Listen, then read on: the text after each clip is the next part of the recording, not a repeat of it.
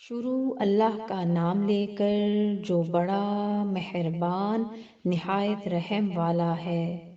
سورہ الانعام آیت 46 تا 58۔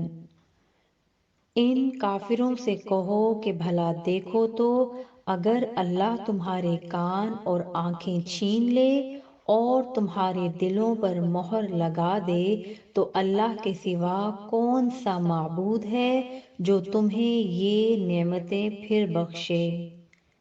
دیکھو ہم کس کس طرح اپنی آیتیں بیان کرتے ہیں، پھر بھی یہ لوگ روگردانی کیے جاتے ہیں۔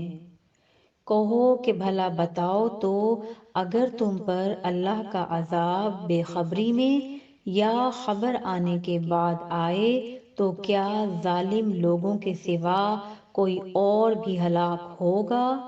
اور ہم جو پیغمبروں کو بھیجتے رہے ہیں تو خوشخبری سنانے اور ڈرانے کو۔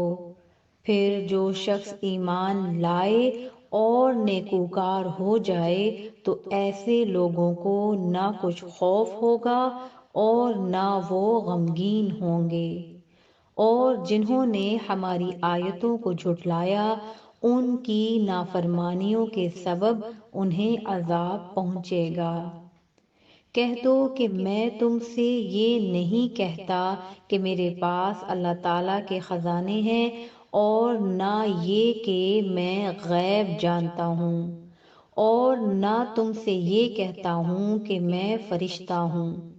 میں تو صرف اس حکم پر چلتا ہوں جو مجھے اللہ کی طرف سے آتا ہے۔ کہہ دو کہ بھلا اندھا اور آنکھ والا برابر ہوتے ہیں تو پھر تم غور کیوں نہیں کرتے؟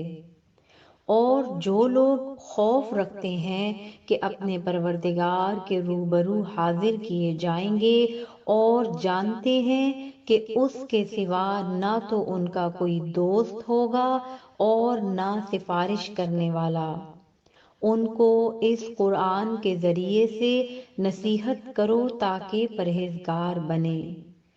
اور جو لوگ صبح و شام اپنے پروردگار سے دعا کرتے ہیں اور اس کی توجہ کے طالب ہیں ان کو اپنے پاس سے مت نکالو۔ ان کے حساب اعمال کی جواب دہی تم پر کچھ نہیں اور تمہارے حساب کی جواب دہی ان پر کچھ نہیں۔ پس ایسا نہ کرنا، اگر ان کو نکالو گے تو ظالموں میں ہو جاؤ گے۔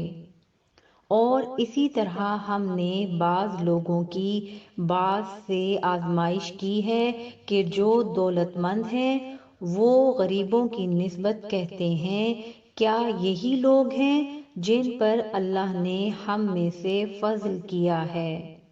کیا اللہ شکر کرنے والوں سے واقف نہیں؟ اور جب تمہارے پاس ایسے لوگ آیا کریں جو ہماری آیتوں پر ایمان لاتے ہیں تو ان سے کہو سلام علیکم، تمہارے رب نے اپنی ذات پاک پر رحمت کو لازم کر لیا ہے کہ جو کوئی تم میں سے نادانی سے کوئی بری حرکت کر بیٹھے پھر اس کے بعد توبہ کر لے اور نیکوکار ہو جائے تو وہ بخشنے والا ہے، مہربان ہے۔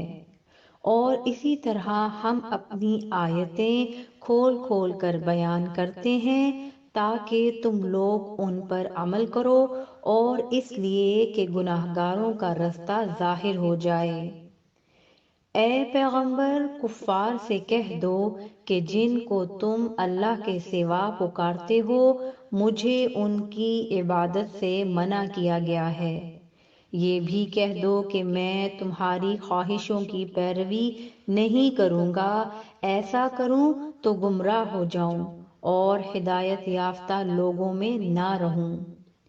کہہ دو کہ میں تو اپنے پروردگار کی دلیل روشن پر ہوں اور تم اس کی تکذیب کرتے ہو۔ جس چیز یعنی عذاب کے لیے تم جلدی کر رہے ہو وہ میرے پاس نہیں ہے، ایسا حکم اللہ ہی کے اختیار میں ہے۔ وہ سچی بات بیان فرماتا ہے اور وہ سب سے بہتر فیصلہ کرنے والا ہے۔ کہہ دو کہ جس چیز کے لیے تم جلدی کر رہے ہو اگر وہ میرے اختیار میں ہوتی تو مجھ میں اور تم میں فیصلہ ہو چکا ہوتا، اور اللہ ظالموں سے خوب واقف ہے۔